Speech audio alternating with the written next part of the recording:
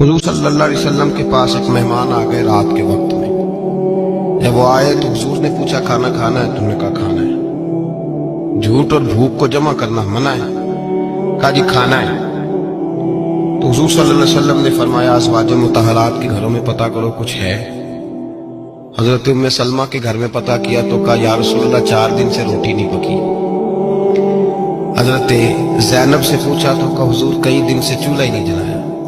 حضرت عائشہ صدیقہ، حضرت میمونہ، حضرت سودا، تمام گھروں سے بظاہر یہ دو جہاں کے شاہ ہیں، پر باز کچھ رکھتے نہیں. دو جہاں کی نعمتیں ہیں ان کے خالی ہاتھ میں. ہر چیز ہے پر فقر اختیاری ہے. کوئی شے نہ ملی. نبی پاک صلی اللہ علیہ وسلم نے مسجد میں اعلان کیا، فرمایا کون ہے جو میرے مہمان کو روٹی کھلائے؟ ان لفظوں کا حسن کوئی حسن والا ہی سمجھ سکتا ہے. فرمایا کون ہے جو میرے مہمان کو کھانا کھلائے؟ تو ایک صحابی لے گئے اور اٹھے وہ صحابی جو صحابہ میں غریب تھے، ایک انصاری جو غریب آدمی تھے. اگرچہ میرے محبوب کے غلاموں میں جو بڑے امیر تھے وہ بھی خرچ کرنے میں بڑے آگے تھے. حضرت عثمان غنی رضی اللہ تعالیٰ، حضرت عبد الرحمن ابن عوف، حضرت ابو بکر صدیق رضی اللہ. لیکن یہ غریب آدمی کا حضور میں لے جاؤں گا، میں لے کے جاؤں گا. یہ بخاری مسلم ہے. حضور نے فرمایا لے جاؤ. وہ اب صحابی گھر لے گئے اور بیوی سے مشورہ کیا. بات پہ غور کرنا، ہر چیز کی بھوک دیکھی جا سکتی ہے، بچوں کی نہیں دیکھی جا سکتی.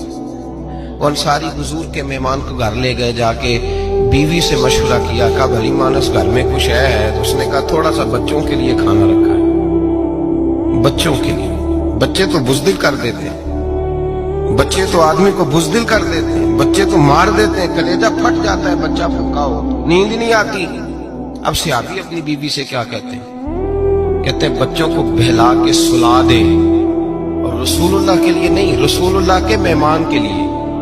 بھائی نبی پاک کے لیے نہیں، حضور کے تجھ سے در در سے سگ اور سگ سے ہے مجھ کو نسبت. میری گردن میں بھی ہے دور کا پٹکا تیرا، تجھ سے در در سے سگ سگ سے ہے مجھ کو نسبت. لمبی بات ہے. بچوں کو سلا دو. بی بی نے بچوں کو سلا دیا تو میاں بیوی کا مشورہ ہوا کہ مہمان کے ساتھ بیٹھ کے روٹی کھانا بھی سنت ہے. تو اب مہمان کے ساتھ بیٹھ کے کھانا بھی ہے تو کھانا ہے 1-2 آدمی کا. اب خاوند اپنی بیوی کو تیار کرتا ہے کہ میں بھی کھانے میں بیٹھ جاؤں گا، تو بھی بیٹھ جانا. اور جب مہمان کھانے میں ہاتھ ڈال لے تو اٹھنا، کہنا وہ ہو دیا تو صحیح کیا ہی نہیں، ابھی بجھ جائے گا، اور جا کے دیا بجھا دینا. ہم ہاتھ ہلاتے رہیں گے، مہمان روٹی کھاتا رہے گا. اور یار اس درد کو، اس کیف کو سمجھو. گھر میں بچے بھی بھوکے، بچوں کی ماں بھی بھوکی، بچوں کا باپ بھی بھوکا. دسترخوان پہ روٹی لگ گئی، روٹیاں چون ڈالی. بی بی اٹھی کہنے لگی او ہو چراغ تو صحیح کیا ہی نہیں، یہ تو پچ جائے گا. حوصلے مند بی بی جس نے بچے بھوکے سلا دیے. وہ بھوکے سوئے ہوئے بچوں کی بھوکی اماں اٹھی اور اپنے خامند کی تابے داری میں اٹھی. میں گڈی تے ہاتھ ڈور سجن دے، وہ جنج رکھے کونج رہنا ہے. اٹھی اور اس نے نہ دیا ٹھیک کرنے کے بہانے بجھا دیا. مہمان روٹی کھاتا رہا اور رسول اللہ کے نوکر قربانی دیتے رہے.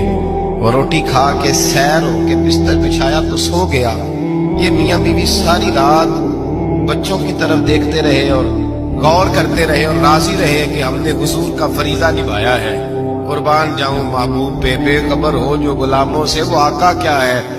وہ صحابہ وہ اگر قربانیاں دیتے تھے تو جو اعزاز ملتا تھا وہ بھی بڑا شان والا ہے. صحابی کہتے ہیں میں فجر کی نماز پڑھنے مسجد آیا، پہلا قدم رکھا تو میرے کریم بولے. حضور نے فرمایا رات جو تو نے اور تیری بیوی نے عمل کیا ہے خدا کو بھی بڑا پسند آیا ہے، محمد مصطفیٰ کو بھی بڑا پسند ہے. اور پھر ایک لفظ اور ہے حدیث میں، ایک روایت میں ایک جملے اور بھی ہیں. حضور نے فرمایا جب تو اور تیری بیوی رات مہمان کے ساتھ احسان کر رہے تھے نا تو عرش کا مالک تمہیں مسکرا کے دیکھ رہا تھا. رب تمہیں دیکھ کے مسکرا رہا تھا. رب تمہیں دیکھ کے مسکرا. تر دامنی پہ شیخ ہماری نہ جائیے، ہم دامن نہ چھوڑ دیں تو فرشتے وضو کریں. پر میں وہ مسکرا رہا تھا کہ میرے بندے میرے رسول کی رضا کے لیے کیا کر رہے ہیں.